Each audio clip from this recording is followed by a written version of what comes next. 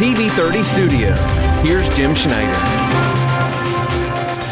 Well, hi, and welcome to inFocus as we talk about the conflict that is taking place in the Middle East, as we have both military action launched by the United States and Israel. Israel taking out many of the people that have been fostering death and ill will toward Israel, the leadership of Iran.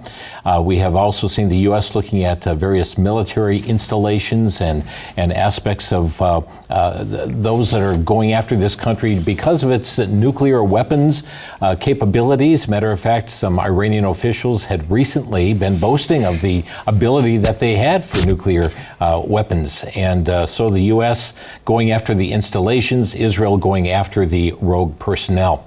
We'll be getting into a number of issues, have a number of video clips we'll be sharing with you tonight as well, but it's our privilege to have back with us on the inFocus program Dr. Richard Schmidt. He is pastor of Union Grove Baptist Church and founder of Prophecy Focus Ministries. He's speaker on the weekly TV program Prophecy Focus. Program just aired a little while ago here on the station, and Prophecy Unfolding, which airs on VCY Radio. He has some 32 years in law enforcement, including that of active sheriff of Milwaukee County. He is the author of many books as well.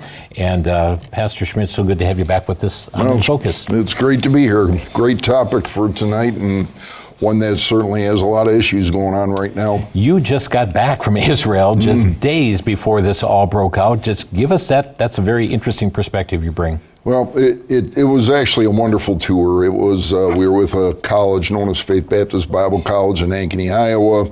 Dr. Jim Tillotson's the president there. He led the tour. I did get to do a little bit of teaching there, which was fun. But it's straightforward. I mean, I knew about what was potentially going to happen with the strikes from America on Iran, and we knew immediately if that happened that Israel was going to be in trouble.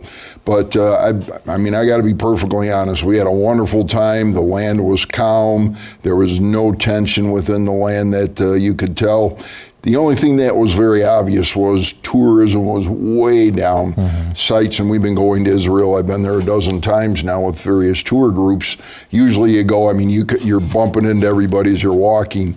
We brought our 50 people on the bus to multiple sites. You walked right in, nobody else was there. So you knew something was in the air. Right. But God blessed, and we were able to get home safely 2 days before the strikes hit. So what was your immediate reaction when you learned that the strikes had taken place? Well, there's really no surprise because President Trump had been hinting that this potentially was going to come. Benjamin Netanyahu, Prime Minister of Israel, I mean, he very much had been stating that Iran needs to get hit again. So, quite frankly, Israel is 8 hours ahead of our time, so early in the morning when actually my wife said it just happened when we were waking up, and I'm like, okay. So, of course, Iran had gotten hit by Israel and the United States, and immediately I started watching the news feeds from Israel. Iran immediately started to retaliate, and of course the first set of launches were coming towards Israel. Opposite of Operation Midnight Hammer, this happened during daylight hours. Right, very interesting, and of course it appears, and again, we get everything through open source media, and the media appears to indicate that President Trump and Benjamin Netanyahu, the intelligence that they were getting was the Ayatollah Khomeini was going to be going underground into his secret chambers and trying to make sure that he wasn't in danger. Well, they got the intelligence that they were going to be in a particular spot before he went underground, and they acted on that intelligence immediately, and he is no more. The intelligence of Israel just fascinating. I mean, they are just top notch, and we understand that they had even tapped into the traffic cameras around and knew the movements of key personnel. It's amazing when, sometimes people, even in America, will talk about Big Brother's watching. Mm-hmm. Well, Big Brother's watching. And the government ability and the intricacies and the technology mm-hmm. that they use, most people wouldn't have a clue about all the things that they're capable of doing. But yeah, I mean, the Israeli intelligence and quite frankly, American intelligence is quite robust as well. Mm-hmm. And they're able to track things that you are like, how in the world did they figure that out? Right. And they're not going to tell us. We're going to look at more of what has unfolded here over the past just a little over a week now. But friends, before we talk about some of the president, I want to go back several years to the year 2015. And this is a time when President Obama was in the administration, and he had brought about what was called this Iran nuclear deal. And there was a lot of opposition from the Republican Party at that time, namely by one named Marco Rubio, who is now our Secretary of State. Well, Marco Rubio took to the Senate floor as a senator to warn what was going to come if that Iran nuclear deal passed. Let's go to that videotape and see the warning and hear the warning that he gave back in 2015. The senator from Florida. Mr. President, I'll be brief. I know the senator from Tennessee would like to close on this matter. I think everything that needs to be said about the details of this deal have already been said. I do want to be recorded for history's purposes before I know what was going to happen in regards to this if it goes through. Iran will immediately use the money that it's receiving in sanctions relief to begin to build up its conventional capabilities. It will establish the most dominant military power in the region outside of the United States, and it will raise the price of us operating in the region. They're going to build anti-access capabilities, rockets capable of destroying our aircraft carriers and ships, continue to build these swift boats that are able to come on us, these fast boats that are able to swarm our naval assets. And they'll make it harder and harder for U.S. troops to be in the region. They'll also work with other terrorist groups in the region to target American servicemen and women. And they may or may not deny that they're involved, but they will target us and raise the price of our presence in the Middle East until they hope to completely pull us out of that region. They'll also continue to build long-range missiles, missiles capable of reaching the United States. Those are not affected by this deal, and they'll continue to build them as they've been doing. And then at some point in the near future, when the time is right, they will build a nuclear weapon. And they will do so because at that point they will know that they have become immune, that we will no longer be able to strike their nuclear program because the price of doing so will be too high. This is not just a work of imagination. It exists in the world today. It's called North Korea, where a lunatic possesses dozens of nuclear weapons and a long-range rocket that can already reach the United States. And we cannot do anything about it. An attack on North Korea today would result in an attack on Tokyo, or Seoul, or Guam, or Hawaii, or California. And so the world must now live with a lunatic in possession of nuclear weapons. And this is the goal Iran has as well, to reach a point where they become immune to any sort of credible military threat because the price of a military strike would be too high.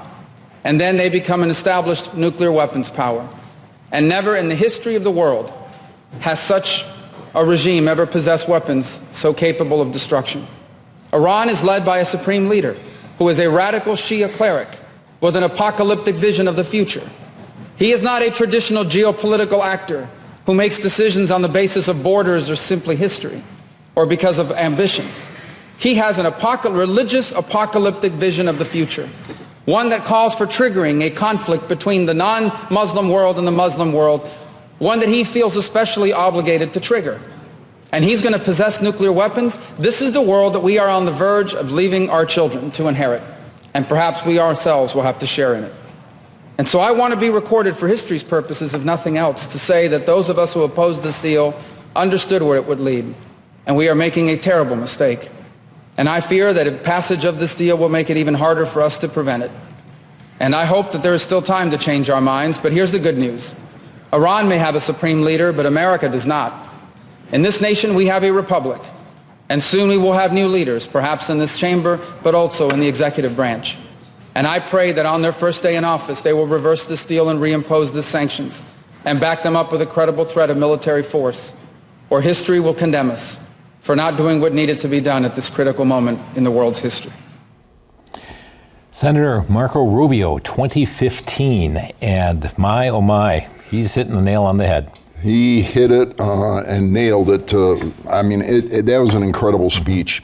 But what's so interesting is here's an individual, one individual, and there's many folks, of course, that we're seeing their handwriting on the wall, but to nail it the way he did, to spell out exactly what was going to take place. Here's the interesting thing. There's been administration after administration in the federal government that, quite frankly, either they were uninformed or they didn't understand the politics and the religion of Islam and so forth. And here's an individual, Marco Rubio, and thank God he's Secretary of State right now during this critical time. But so many of our politicians, and I just have to be straightforward, they're ignorant of the facts. They don't understand the politics. They don't understand the intensity of the religion of Islam in the Muslim world. Marco Rubio obviously did understand it, and he was spot on. And Iran was getting closer and closer and closer. They even had officials that were boasting that they had the enriched uranium, and that just a matter of days they could put together, 11 or 12 nuclear warheads. Right. When we look back, and the media has been very good in playing some of these clips, President Trump, Benjamin Netanyahu, some of the other major leaders, they have been pushing this concept that the Ayatollah Khomeini, who Senator Rubio at that time was talking about, the Ayatollah for 47 years has been saying death to America, death to Israel. All of these things were, he wasn't hiding it. The nuclear weapons obviously were on the table at the time, the missiles, everything that was going on. So it's just amazing that it took until this present administration, and again, I know some people watching are for President Trump, some may not love him, but the fact is he's the first president that took action to potentially have averted a catastrophic event with America and Israel, and God used our current president to bring safety to Israel and the Americas people as such. Yeah, and Dr. Schmidt, you pointed out death to Israel, death to America. I'd like to show a picture here. It's no secret that there has been no love for the United States. This is a picture of a banner outside the former U.S. Embassy in Iran, and this is their depiction of the United States, death to us. Right, and you can see on that picture, if you look off to the right, you can see the Ayatollah, I believe that's a picture of the Ayatollah Khomeini on there. That's their picture of us. We're infidels, we're not a Muslim nation, and therefore their goal, and according to the Quran, infidels need to be destroyed. They need to be wiped off the face of the earth unless they convert to Islam. So it's no surprise. Israel, the little Satan. Israel, the little Satan, and the United States, the big Satan. Indeed. So again, you think about the Islamic world right now, specifically Iran, and those that are still siding with Iran, they're finding out that the big Satan, which supposedly is us, they're really paying the price now. To push back the way they did on America and to see what's happening, it's tragic for the good citizens of Iran. And I know some people say, well, are there any good citizens in Iran? Of course there are. There's good people, but there's a horrible regime, a satanic regime, one that's been trying to wipe out Christianity and the Jewish people for a significant period of time. But God said, not on his watch at this time. Pastor Richard Schmidt with us here tonight on inFocus. And of course, the bombings have taken place. And there was a statement made by the Secretary of War, Pete Hegseth, as it relates to Iran just hoping that the U.S. is going to run out of these munitions. And Pete Hegseth's basically saying, fat chance that this is going to happen. Let's watch what he had to say.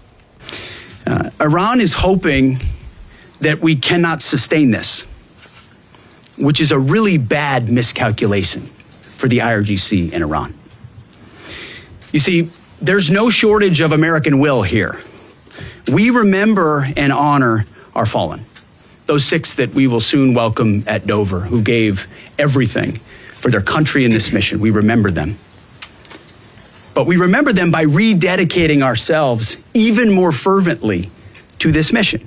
Our commitment to our mission objectives only increases as our advantages continue to increase. We've got no shortage of munitions. Our stockpiles of defensive and offensive weapons allow us to sustain this campaign as long as we need to. Again, our munition status only increases as our advantage increases. Our capabilities, we have only just begun to fight and fight decisively. Having a chance to hear from Admiral Cooper. If you think you've seen something, just wait. The amount of combat power that's still flowing, that's still coming, that we'll be able to project over Iran is a multiples of what it currently is right now when you add up our capabilities and those of the Israeli Defense Forces. Okay, so again, as you saw on the screen, this was spoken on March the 5th, but very determined, saying we're not going to run out, we've only begun. And it's amazing. In fact, just a few hours before this, we started this program, they showed a bunker buster bomb from America that was set down in Iran, and just a massive, massive explosion. What I find interesting, and here's some of the statistics about what Iran has not been able to do. Day one, they sent over 351 missiles towards Israel. On day 8, it was down to 15. So and this has been a significant decline in the weaponry that they've used against Israel, whether it's the drones, whether it's the missiles, and America and Israel have been ramping up. And we might get to this, but there's multiple other countries that Iran has been bombing because they have United States assets and some other political issues and oil issues and so forth. And they have now infuriated their neighbors. So not only is the United States, not only is Israel coming after Iran, but a multiplicity of other small Muslim nations are rising up because they're like, you can't fire at us. We're not just going to lay down and take it. So Iran's in serious trouble. They are, and yet it appears that they're getting some guidance from Russia, some stories coming out pertaining to this. And I want you to tell us, even prophetically, the significance of Russia in their involvement. But it is like all of a sudden some of Iran's missiles are becoming a little bit more accurate, and it appears they've been getting some intelligence guidance from Russia. Yeah, and that's unfortunate. It's not surprising, but it's unfortunate. What's really interesting, and again, who would have ever thought maybe a generation or two ago that Russia and Iran would become allies, and they definitely are. You mentioned the prophetic scenario. Ezekiel chapter 38 talks about Magog and Rosh, which of course are looking at Russia, and then you look a little bit further down a couple of verses into Ezekiel 38 and you see the word Persia.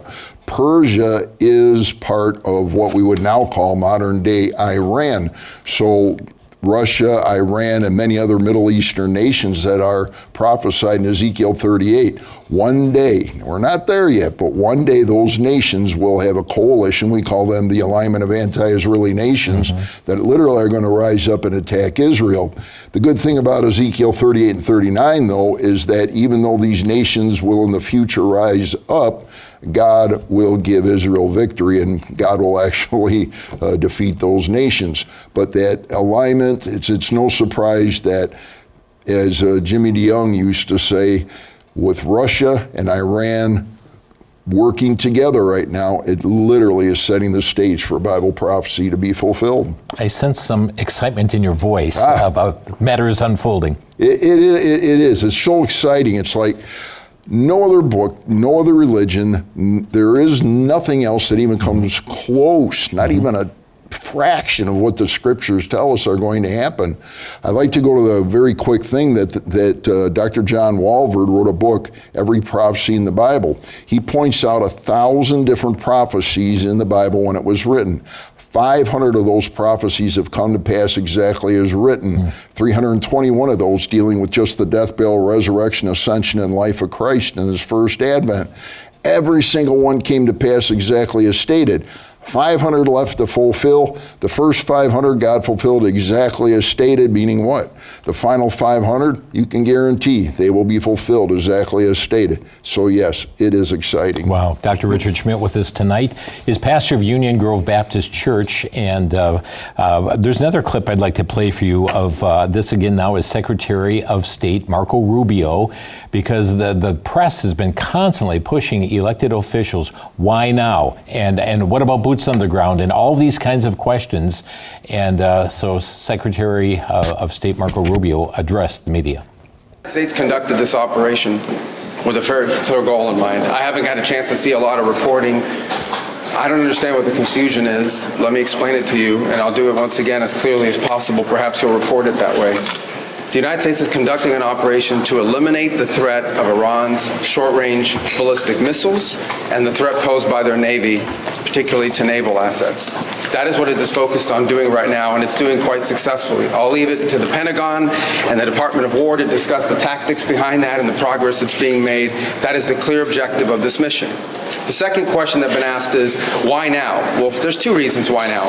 The first is it was abundantly clear that if Iran came under attack by anyone, the United States or Israel or anyone, they were going to respond against the United States. The orders had been delegated down to the field commanders. It was automatic, and in fact, it bared to be true, because in fact, within an hour of the initial attack on the leadership compound, the missile forces in the south and in the north, for that matter, had already been activated to launch. In fact, those had already been pre-positioned. The third is the assessment that was made that if we stood and waited for that attack to come first, before we hit them, we would suffer much higher casualties. And so the president made the very wise decision. We knew that there was going to be an Israeli action. We knew that that would precipitate an attack against American forces. And we knew that if we didn't preemptively go after them before they launched those attacks, we would suffer higher casualties and perhaps even higher those killed. And then we would all be here answering questions about why we knew that and didn't act. Going back to the purpose. The purpose of this is to destroy that missile capability. Why does Iran want that ballistic missile capability? What they are trying to do and have been trying to do for a very long time is build a conventional weapons capability as a shield where they can hide behind. Meaning, there would come a point where they have so many conventional missiles, so many drones, and it can inflict so much damage that no one can do anything about their nuclear program. That is what they were trying to do, is put themselves in a place of immunity where the damage they could inflict on the region would be so high that no one can do anything about their nuclear program or their nuclear ambitions. They are producing, by some estimates, over 100 of these missiles a month. Compare that to the 6 or 7 interceptors that can be built a month. They can build 100 of these a month, not to mention the thousands of one-way attack drones that they also have. They've been doing this for a very long time, and by the way, they've been doing it under sanction. You see the attacks they're conducting right now? They're attacking airports, they're attacking hotels, they're hitting not just military bases, they're attacking our embassies directly, they're attacking facilities that have nothing to do with war or with military, and that's a weekend Iran. Do you anticipate putting boots on the ground, and how long do you anticipate the conflict to last? Well, we don't. Let me say two things about it. Number one, the president always has the options to undertake whatever operations he decides to do as the commander-in-chief. That said, we believe the objective that we have set for this mission, which is the destruction of their ballistic missile capabilities, both launch capability and manufacturing, can be achieved without ground forces. Right now, we're not postured for ground forces, but obviously the president has those options. He's never going to rule out anything. But right now, our focus is on the destruction of their ballistic missile launchers, their ballistic missile stockpiles, and their ballistic missile manufacturing capability, as well as their one-way attack drones and their Navy, because of the threat it poses to global shipping. How long is it? I can only do one more, right there in the middle. Yes, sir. Is there a diplomatic exchange going on right now between U.S. and Iran? Any exchanges whatsoever outside of No, not at this time. I mean, look, we always have people that reach out from inside of governments. You don't know if they're authorized to reach out or not. They're suffering a tremendous amount of damage. Honestly, again, I'm not going to give away the details of our tactical efforts, but the hardest hits are yet to come from the U.S. military. The next phase will be even more punishing on Iran than it is right now. Someone was screaming, how long will it take? I don't know how long it'll take. We have objectives. We will do this as long as it takes to achieve those objectives, and we will achieve those objectives. The world will be a safer place when we're done with this operation. All right? Thank you, guys. Okay, that was Secretary of State Marco Rubio. That was 1 week ago here tonight, shortly after the matters unfolded, and just very clear as to what the objectives are. And that, I think, is what the American public needs to hear. If you watch various media outlets and some of those that are not siding with the president, some of the senators, even one of the senators from Wisconsin, very disparaging, downplaying the success that's taking place in the Middle East. Basically, some of the negative things, which I certainly don't agree with, that the president didn't have a plan. It's just kind of willy-nilly, and he's just doing things as they come to mind, which obviously is ridiculous. You don't pull off a major incursion like's taking place without having a very specific plan and getting your ducks in order. And they were just hours into this. Yes. Just hours in, and already you've got these politicians and talking heads talking about a forever war. Right. And it's unfortunate that people have to play politics, but it's not going to stop. We know it's not going to stop. It's discouraging. It's like, can't we get on the same page? Can't the Democrats align with the Republicans, and we're in war? Let's realize it. Let's work together. But unfortunately, political rhetoric's going to be there. The great thing Senator, or now Secretary of State Rubio pointed out, 11 years ago when we watched that first clip, bam, spot on. 1 week ago, or I should say just shortly ago, spot on. So isn't it wonderful that God puts individuals in certain places of leadership? And I believe, and I don't know his beliefs in the Lord or his relationship with him, but I believe God has put leadership into place, including the president, and he's using them to protect his people. By the way, Genesis chapter 9, verse 6 makes it very clear that God put human government in place to protect God's people, and that's exactly what's happening right now. Pastor Richard Schmidt with us here tonight. There's been a lot of jubilation on the part of Iranians to have the U.S. come in. There are many that laid down their lives protesting out in the streets, and President Trump said help is coming, and it seemed to many to be quite delayed for them. But jubilation there. We've seen jubilations in cities across the United States as well. Right, and again, it's unfortunate that President Trump made it very clear that help would be on the way. And yes, there was a delay. I mean, the people were being slaughtered in the streets of Iran by their own government. Again, we don't even know what the numbers are. But he was still moving assets into the area too. Indeed. So we're looking at the solid number seems to be about 30,000 individuals in Iran. Citizens of Iran were killed by their leadership just because they're negatively protesting. That's extremely harsh.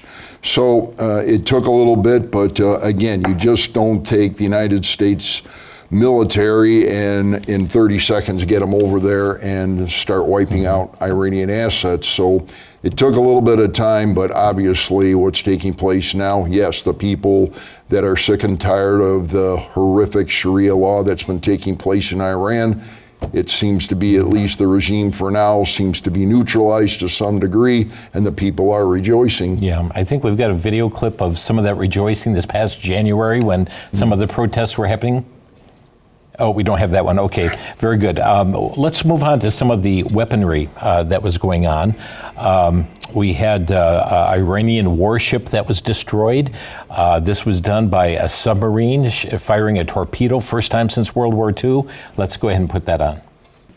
In the Indian Ocean, and we'll play it on the screen there, an American submarine sunk an Iranian warship that thought it was safe in international waters. Instead, it was sunk by a torpedo. Quiet death.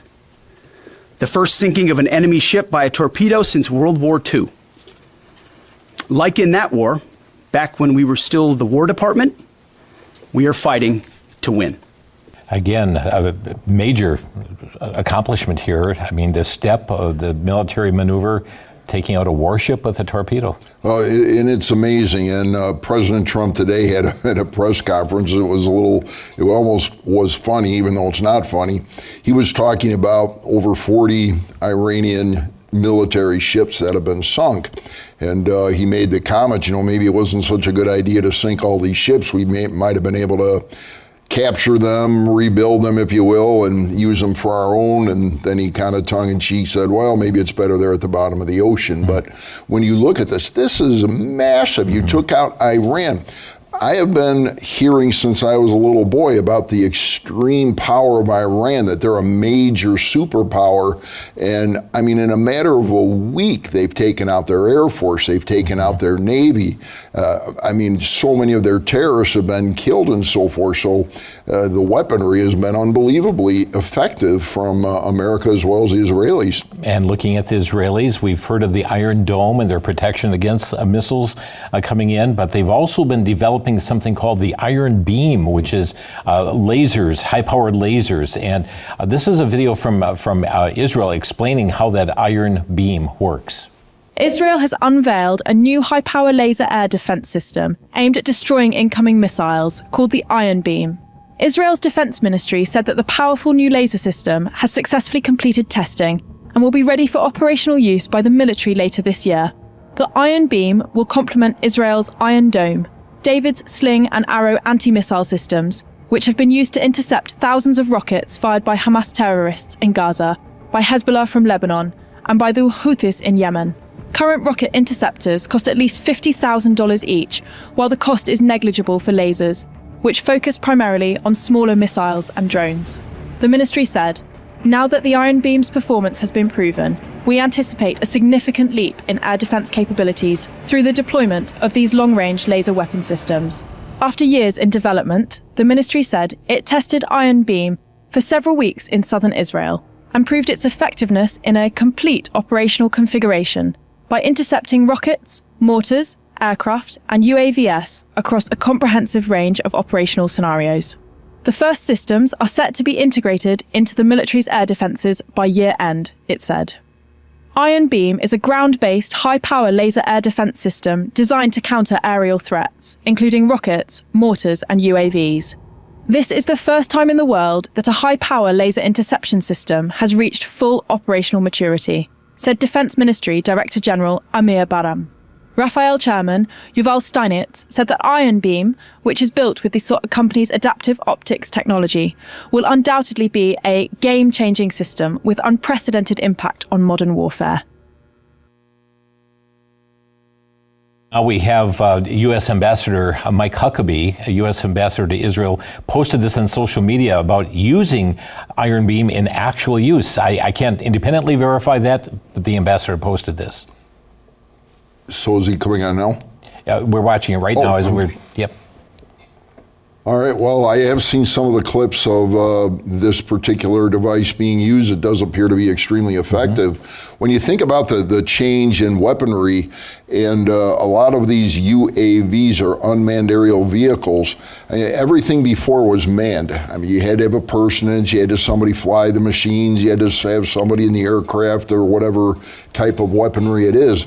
Now, obviously, the military is saying if we cannot sacrifice human beings, that's a wonderful thing. So you have, as we just saw on the clip, some of the drones that were being put over.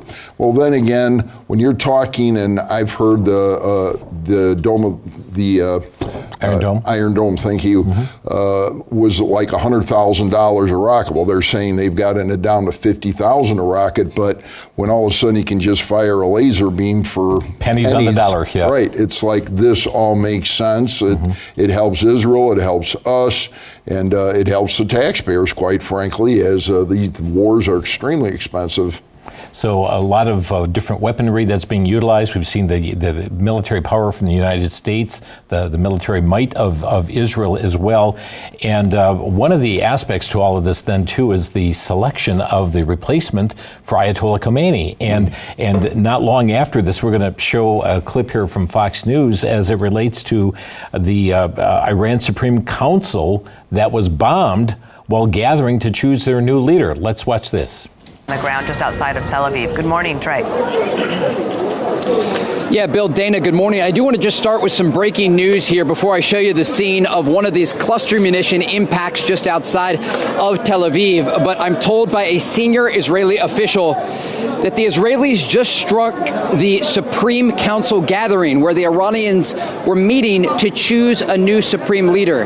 This is a significant development and again speaks to the Israeli intelligence about this war.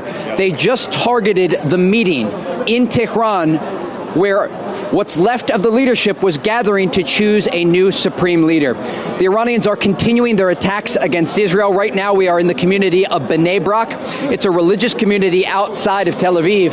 And you can see where the police and first responders say part of a cluster munition that was attached to the warhead of a ballistic missile slammed into this apartment block. 7 people were wounded, 1 woman moderately. And I want to just show you the scene here in Bnei Brak. You can see the amount of destruction behind me. There is debris and rubble all over this community. And again, police and first responders say it's a miracle that no one was killed. People were home at the time, and this entire area is filled with children because the Israelis are celebrating the holiday of Purim. And so just a remarkable scene here. You can see that all of these kids are dressed up for Purim. This is considered one of the most joyful holidays in Judaism. It commemorates the events of the Book of Esther, and it is when the Jews of ancient Persia were saved by a plot to destroy them. And so this is a holiday here where people dress up in costumes and they celebrate, and this whole neighborhood is filled with families and children, and thankfully none of them were seriously injured or killed by this missile attack. But this came, as you saw live on Fox, in a large barrage launched from the Iranian regime. And one of those cluster munitions exploded, and there is damage not just to this building, but this entire area because it rained down on the civilian population below. Bill, Dana? Trey Yates, thank you. I'm sure we'll see you again this hour. Bill? Okay, so that from Fox News here this evening. So we have 2 different elements there, one of which was taking out the breaking news at that time, the building that many were going to assemble at, but then also the tactic Iran using these cluster bombs to do mass destruction. Yeah, and to be straightforward, when you look at that clip, look at the damage that was done. Quite frankly, it's not very extensive. It actually is quite small. When you look at a normal size bomb and what it does, there's nothing left of the buildings. So even though these clusters are getting in, even though there's been some damage, the Israeli people just have to be thanking God that he's been preserving them. Yeah, there have been several people that have been injured. There have been a few people that have died. There have been some buildings that have suffered damage.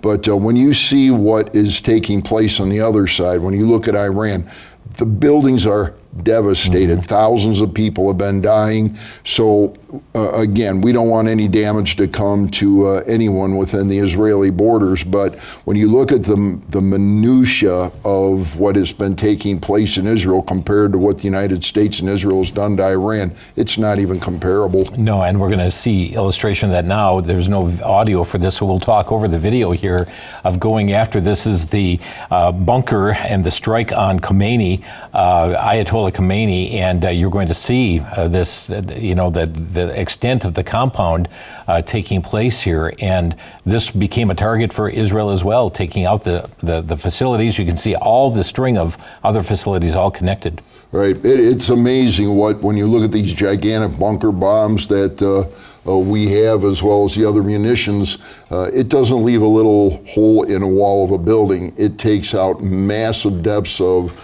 literally mountains. It's able to penetrate deep into the mountainous areas and the rocks and so forth. And it's devastating to the point where, as that clip started out when we started, where you had that council that was meeting to replace the Ayatollah. Well, this is the exact thing that caused the Ayatollah to disappear when these extremely powerful munitions were used to literally take out his headquarters. And you see that there, the destruction, the bombs just totally devastating his headquarters. It's a very extensive, sprawled out, and again, Israel at work here in the United States as well. Right, and the other wonderful thing is that Israel being a very, very close ally, that some of the intelligence that Israel was getting, intelligence that the American side was getting, and working together, allowing this destructive act to take place. Now, again, nobody likes to see anybody die, and it's just so unfortunate that because the Ayatollah Khomeini had decided to use death to his own people as well, to the destruction and thousands of people that have been affected and hundreds of people that have been killed through the Ayatollah's regime. Unfortunately, his life had to be ended. It was ended, and as a Christian perspective, I hate to see anyone die without coming to Christ, right. But when you keep rejecting and rejecting and rejecting and killing and killing and killing, this is a result. You're watching inFocus here tonight on VCY Channel 30. We'll try to get to some phone lines here in just a bit. If you want to start texting in, you can here this evening as well. If you want to get online, we'll give a number. We've got a couple more clips we want to show you this evening. Our phone number here tonight, just your questions as it relates to what we're seeing here tonight, Bible prophecy, and just where things stand right now. Our telephone number, 414-935-3030. 1-800-733-8830. If you want to text in your question or your brief comment, you can text to 414-459-9638. 414-459-9638.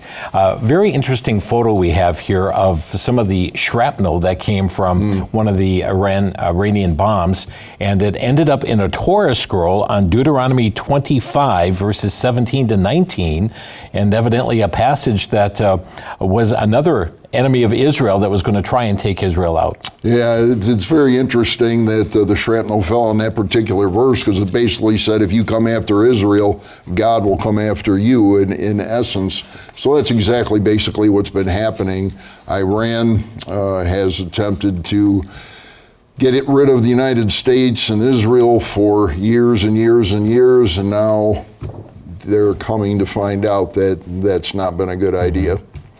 Tragedy, though, we've lost 6 service members, and now a 7th service member has been lost. And just want to go to another video clip from CBN here as it relates to this tragic loss. They reported on it. We're now learning more about the U.S. Army reservists who were killed in the Iran war. They were part of the 103rd Sustainment Command that supplies equipment and food. I still don't fully think it's real. I didn't think it was real when they told us.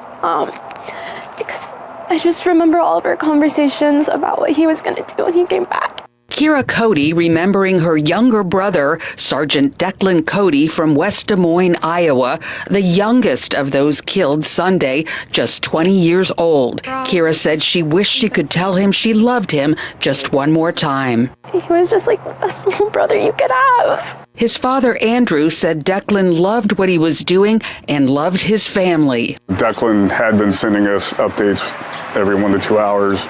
Like, hey, everything's still good, I'm good, which goes to show you, he was thinking about us, like, don't worry about me, and so forth. Then the family's messages went unanswered. Your gut starts to get a feeling, and then we go to bed fairly early, so we got ready Sunday night to go to bed, and we had just turned the lights off and went into the bedroom, and the doorbell rang at 8 p.m.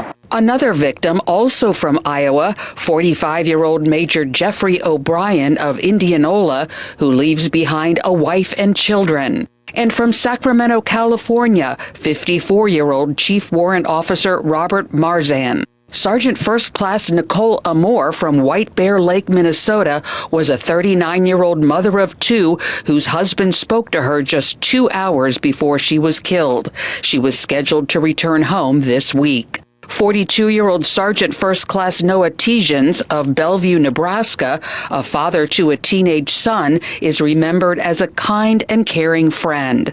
And 35-year-old Captain Cody Cork of Winter Haven, Florida, whose family described him as the life of the party with a generous spirit. The White House offering prayers and condolences to the families of those lost. These heroes represent the very best among us. They laid down their lives in defense of our country, and we will never forget their legacy or their sacrifice. Not forget their legacy or their sacrifice. And this is the tragedy of war as well. It is. And it's so unfortunate that these type of situations come about. I know we mourn, their families mourn, the communities mourn, the nation mourns when we lose a soldier. But from a Christian perspective, it is a major reminder that it's appointed unto people once to die. And whether it's through war or other things, it's a reminder life is short. Have you put your faith in Jesus Christ? Have you received the free gift of eternal life by placing your faith in Him? Whether you die by war or some other way, we've got to be prepared before we breathe our last breath. Indeed, that needs to take place. Every one of us accountable for ourselves before God, and need to come before Him, admit that we're a sinner, and believe that Jesus Christ died for our sins on the cross. He died, He was buried, He rose again the third day. There was the dignified transfer that took place this past weekend. President Trump was on hand, the First Lady was on hand, Vice President Vance, and many others there as well.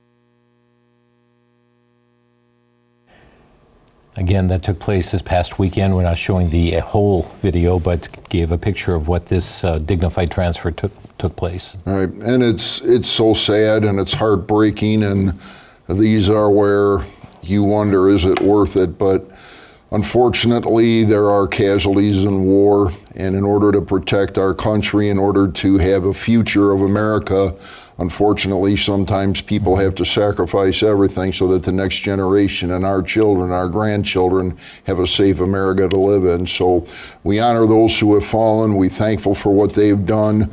And every single time we look at our children or our grandchildren, or we go into the marketplace, we have to remember it's because of what they did that we can do what we do. Indeed. A new leader for Iran as well. Indeed. So as you started to discuss a little bit ago, there was this council that met. Still exactly what happened, whether they were all destroyed or killed, and that is still a bit of a mystery. But the bottom line is, whatever the council is, they obviously did get enough members together in order to vote in what would be Ayatollah Khamenei's son, who, if I'm pronouncing it right, is Mojtaba Khamenei, one of the sons of the Ayatollah. What's been said about him is that he has been a major player as far as a lot of the destruction that's already been taking place. He was a major advisor to his father, and even recently, as a few hours ago, it's a little bit fuzzy on this, whether he was injured previously to today or if he was injured again today. But President Trump made it very clear, and I believe Benjamin Netanyahu is on the same page, that if he doesn't submit, if you will, to what the governments of America and Israel want, that his life will also be shortened. And unfortunately, I think his days are numbered, if not already gone. Right. We're going to look at prophetic side of all of this in just a moment. Just one last clip I want to show you. And this was a hearing that took place on Capitol Hill. And this was a Marine who was disturbing the matter and yelling out, "No one wants to fight for Israel." Let's just watch the clip. This is wrong. No. And nobody wants to fight for Israel.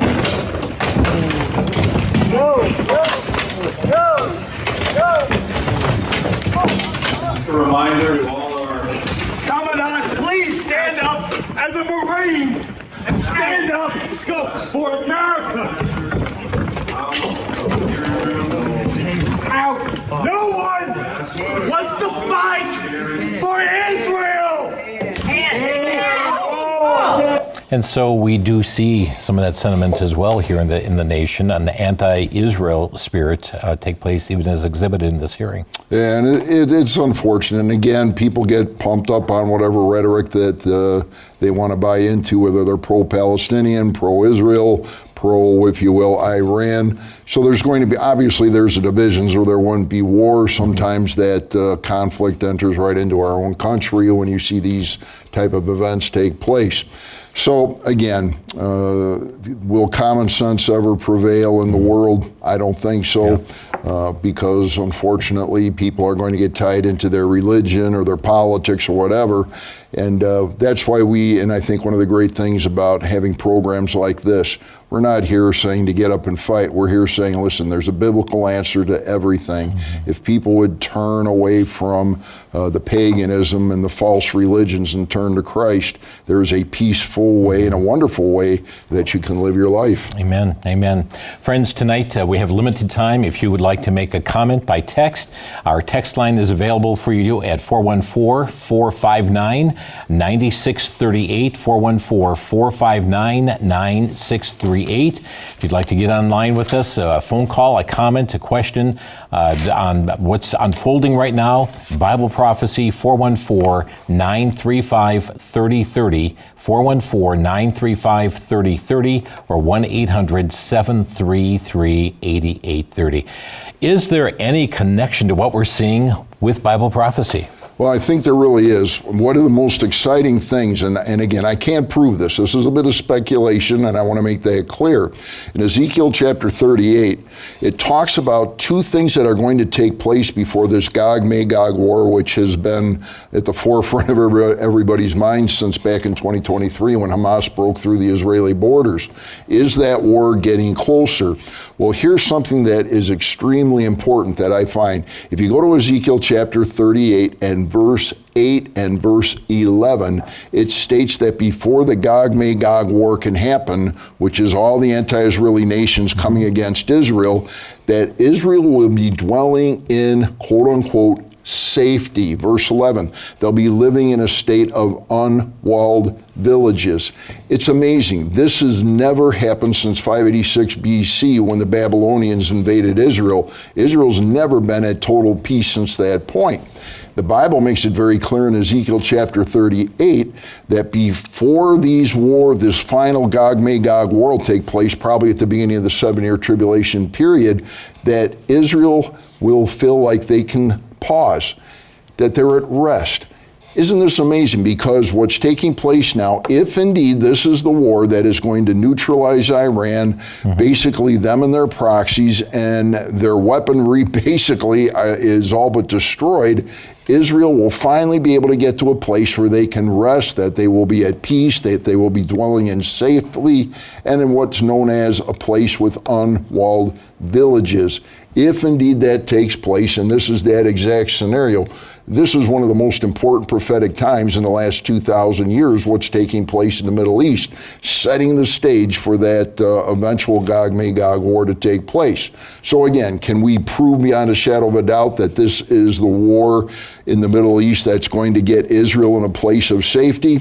Don't know yet, but if it is, again, if you're a dispensationalist, if you believe in the literal interpretation of the Bible, that would indicate that the rapture is right around the corner and we may be out of here very soon. And there is a promise for peace coming up, isn't there? But a temporary peace? Indeed. And that's that, again, that's the Ezekiel 38:8, right. 38:11. If that peace, if this war is what's going to bring about that peaceful scenario for Israel, it's amazing. Yeah. It's one of the, I would say, one of the most 4 important events that's happened in the last 2,000 years. The death, burial, resurrection, and ascension of Christ, the destruction of the second temple, which were prophesied in Daniel 9:26.